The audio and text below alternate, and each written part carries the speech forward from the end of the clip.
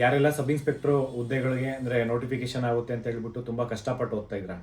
ನಾನು ನೋಡಿದ್ದೀನಿ ಎಷ್ಟೊಂದು ಜನ ಇನ್ ಸರ್ವಿಸ್ ಇರ್ಬೋದು, PC ಪೊಲೀಸ್ ಕಾನ್ಸ್ಟೇಬಲ್ಲು ಮತ್ತು ಟ್ರಾಫಿಕ್ ಪೊಲೀಸ್ ಇರ್ಬೋದು, ಅಂದರೆ ಪೊಲೀಸ್ ಕಾನ್ಸ್ಟೇಬಲ್ಲು ಎಲ್ಲಿ ಟೈಮ್ ಸಿಗುತ್ತೋ ಅಲ್ಲಿ ತುಂಬ ಕಷ್ಟಪಟ್ಟು ಓದ್ತಾ ಇರೋದು ನಾನು ನೋಡಿದ್ದೀನಿ ಕಣ್ಮುಂದೆ.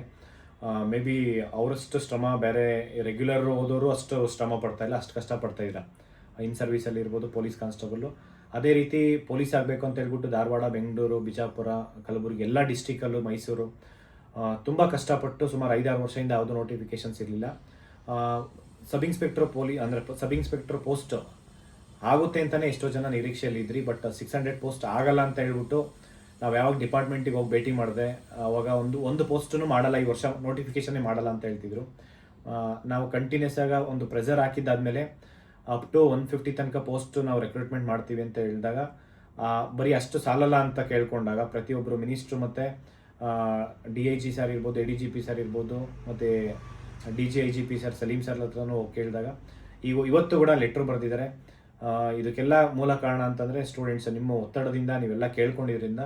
ಮತ್ತು ಅದೇ ರೀತಿ ಈಗ ಗೃಹ ಸಚಿವರಾದಂತಹ ಪ್ರಿಯಾಂಕ್ ಖರ್ಗೆ ಸರ್ ಅವರು ತುಂಬ ಪಾಸಿಟಿವ್ ಆಗಿ ಸ್ಪಂದಿಸಿ ಸಪೋರ್ಟಿವ್ ಆಗಿ ನಿಂತ್ಕೊಂಡು ಈ ಪ್ರತಿಯೊಂದು ಇಲಾಖೆಯಿಂದ ಎಷ್ಟೆಷ್ಟು ಖಾಲಿ ಇದೆ ಅದನ್ನೆಲ್ಲ ಕಂಪ್ಲೀಟ್ ಮಾಹಿತಿ ತರಿಸ್ಕೊಂಡು ಇವತ್ತು ಲೆಟ್ರ್ ಬರೆದಿದ್ದಾರೆ ಅಂದರೆ ಮೂಲ ಕಾರಣ ಪ್ರಿಯಾಂಕ್ ಖರ್ಗೆ ಸರ್.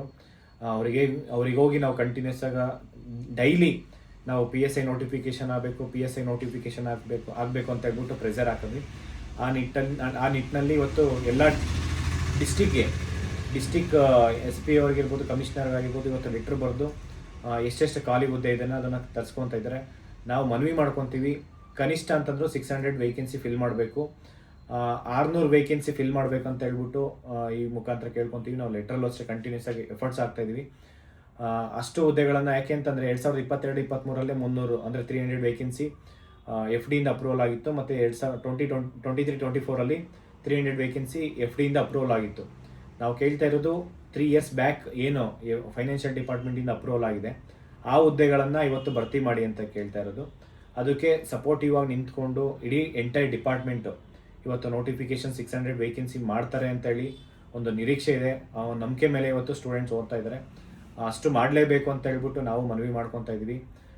ಈ ಒಂದು ನಮ್ಮ ಏನು ಮನವಿಗೆ ಸ್ಪಂದಿಸಿದಂತಹ ಎಲ್ಲರಿಗೂ ಪೊಲೀಸ್ ಇಲಾಖೆ, DIG ಅನುಚೇತ್ ಸರ್ಗೆ ಮತ್ತು ADGP ಸರ್ಗೆ ಮತ್ತು DGIGP ಸಲೀಂ ಸರ್ಗೆ ಮತ್ತು ಪ್ರಿಯಾಂಕ್ ಖರ್ಗೆ ಸರ್, ಗೃಹ ಸಚಿವರಾದಂಥ ಪ್ರಿಯಾಂಕ್ ಖರ್ಗೆ ಸರ್ಗೆ ಎಲ್ಲ ವಿದ್ಯಾರ್ಥಿಗಳ ಪರವಾಗಿ ಧನ್ಯವಾದ ತಿಳಿಸ್ತಾ, ಇನ್ನೂ ಏನಾದರೂ ನಾನು ಸ್ಟೂಡೆಂಟ್ಸ್ಗೆ ಹೇಳ್ತೀನಿ, ಈಗೇನು PC ಓದ್ತಾ ಇದ್ದೀರಾ ಎಲ್ಲರಿಗೂ ಅಷ್ಟೇ, ನಾನು ಮೊದಲಿಂದನೂ ಅಪ್ಡೇಟ್ಸ್ ಕೊಡ್ತಾ ಇದ್ದೆ, ಇಂಥ ಟೈಮಲ್ಲಿ ನೋಟಿಫಿಕೇಷನ್ಸ್ ಆಗುತ್ತೆ, ಇಷ್ಟು ಬೇಗ ಎಕ್ಸಾಮ್ಸ್ ಮಾಡ್ತಾರೆ ಅಂತ ಹೇಳ್ಬಿಟ್ಟು.